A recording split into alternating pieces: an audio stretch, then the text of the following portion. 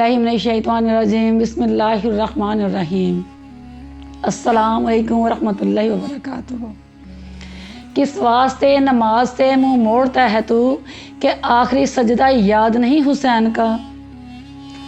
अल्लाह जब किसी बंदे से राज़ी होता है तो अपने फरिश्तों को हुक्म देता है कि फ़जर के टाइम फ़लाँ बंदे को अपना रहमत वाला पर मार के उठाओ।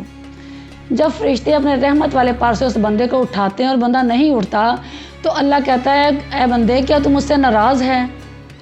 मैंने तुझे पैदा किया, जब मैंने तुझे दुनिया पे भेजा तो तू बेसहारा था, तुझे माँ बाप अता किए,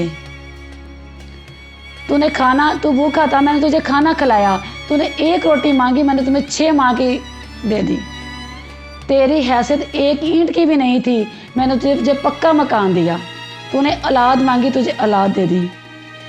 बदनसीबी ये कि तूने दुनिया का कोई रसाला अखबार नहीं छोड़ा और बदनसीबी ये कि तूने कुरान पढ़ा ही नहीं। अल्लाह फरमाता है, नमाजी अगर तू नमाज की हालत में खड़ा है और तुझे पता चल जाए तो किसके सामने खड़ा है और तेरे सामने कौन है, तू जिससे बातें कर रहा है, अगर तू देख ले तो क़यामत तक सलाम ना फेरे। सुभान अल्लाह। जब बंदा फजर का टाइम उठ जाता है, अल्लाह फरमाता है, ऐ मेरे बंदे तू फजर की नमाज के बाद मेरे से मुलाकात करके गया था, अब ज़ोहर के टाइम भी आ जा।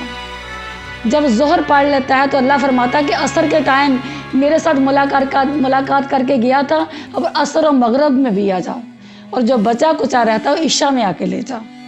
जब बंदा ईशा पढ़ के सोता है तो अल्लाह बहुत खुश होता है, अल्लाह बहुत खुश होता है। अल्लाह रहमत वाले फरिश्तों को फरमाता है कि अपने रहमत वाले पर से मेरे बंदे को सला दो। जब बंदा सो जाता है तो तहज्जुद का टाइम होता है तो अल्लाह फरिश्तों को फिर पुकारता है कि मेरे बंदे को कह दो कि तुम्हारा रब तुमसे शौक मुलाकात का शौक़ रखता है और रहमत वाले पर मार के मेरे बंदे को उठाओ। जब बंदा तहज्जुद के टाइम उठ जाता है, जाए नमाज पर बैठ के आंसू बहाता है तो अल्लाह फरमाता है, बंदे तेरी आँख का आंसू जब तेरे रखसार पे गिरता है तो इसके टिप टिप की आवाज़ मेरे दरवाजे पे थप थप की दस्तक है। अल्लाह फरमाता है, मेरे बंदे अपने सारे दुखड़े झोली में डालना तेरा काम है। तहज्जुद के टाइम अपने सारे दुखड़े झोली में डालना तेरा काम है और फजर होने तक, सुबह होने तक तेरे सारे मसले हल करना मेरा काम है। सुभान अल्लाह। हज़रत हसन बसरी रहमतुल्लाह अलैह एक दिन वाज़ फरमा रहे थे। वाज़ फरमाते फरमाते कहने लगे कि जो रब का दरवाज़ा खटकाता है। एक औरत मजमे में खड़ी होगी, कहने लगी, ए हसन बसरी रहमतुल्लाह अलैह, आप कुतुबुल अक़ताब होकर, अल वक़्त के वली होकर ये क्या कह रहे हैं कि जो रब का दरवाज़ा खटकाता है? दरवाज़ा खटकाने की तो बाद की बात है, मुझे ये बताएं कि रब की रहमत का दरवाज़ा बंद ही कब होता है। सुभान अल्लाह। हज़रत हसन बसरी रहमतुल्लाह अलैह चीख मार कर बेहोश हो गए।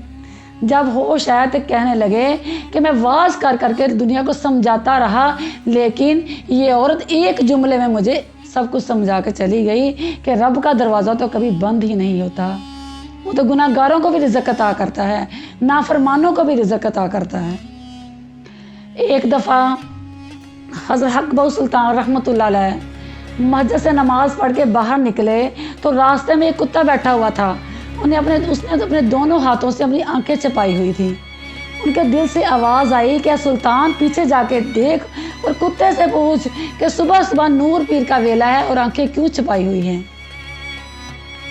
हज़रत सुल्तान बाहू रहमतुल्लाह अलैह पीछे गए, जाके कुत्ते से पूछते हैं, कुत्ते नूर पीर का वेला है, अल्लाह ताला रिज़्क़ तकसीम कर रहा है, तूने अपने हाथों से आंखें क्यों छिपाई हुई हैं?